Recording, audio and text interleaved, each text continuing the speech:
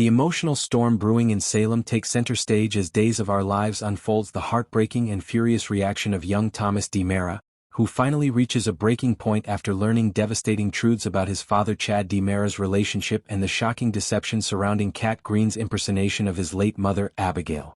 The episode begins in the DiMera mansion, now darkened by tension rather than the lingering shadow of the blackout. Thomas sits alone in his room, his usually bright and curious demeanor replaced by a heavy, withdrawn silence. Julie Williams, who had been keeping an eye on him, senses that something isn't right.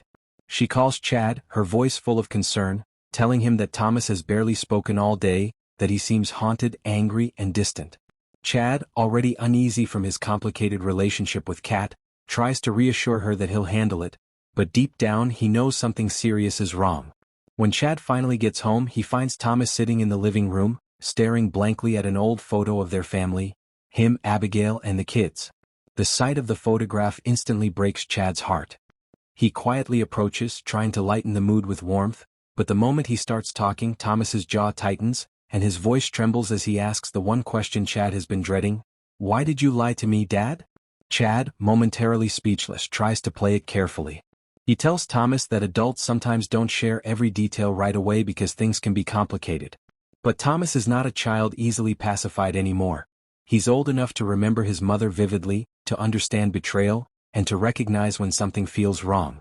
He raises his voice, asking why Chad said he and Kat were just friends, when they've been secretly dating. The anger spills out of him in waves, his pain too raw to control. He accuses his father of betraying not just his trust, but his mother's memory. It all comes out then, everything Rachel Black told him during the blackout. Thomas recounts how Rachel, in her own fury, exposed Chad's lie and reminded him that Kat Green had once pretended to be Abigail when she first arrived in Salem. Thomas remembers those days now with a sickening feeling, the way Kat spoke, dressed, and moved like his mother, the confusion he felt as a child, thinking for a fleeting second that maybe, just maybe, Abigail had come back. Now, realizing it was all an act, Thomas feels disgusted and violated. The idea that his father is now in love with that same woman is unbearable to him. Chad, visibly shaken, tries to explain that things aren't as they seem.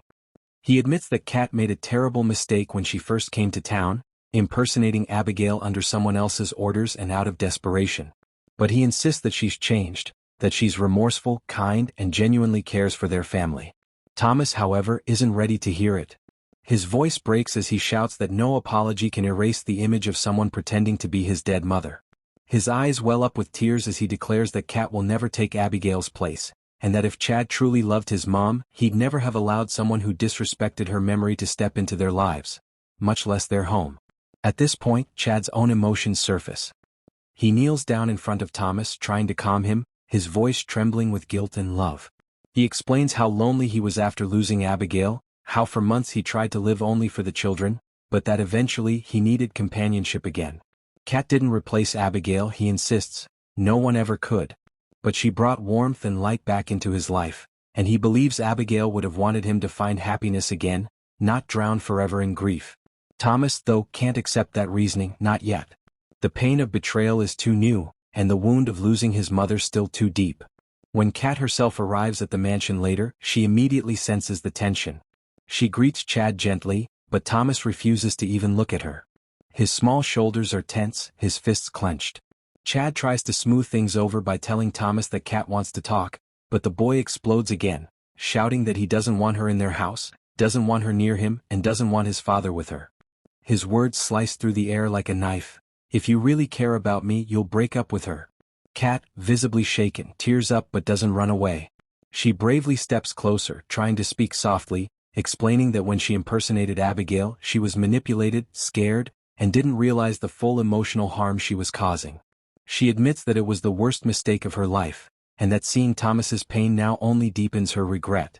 But she also confesses that she loves Chad, and that her feelings for him are real. Thomas doesn't want to hear it. He yells for her to leave, unable to separate her past deception from the present. Chad's heart breaks as he watches his son unravel, torn between anger and grief.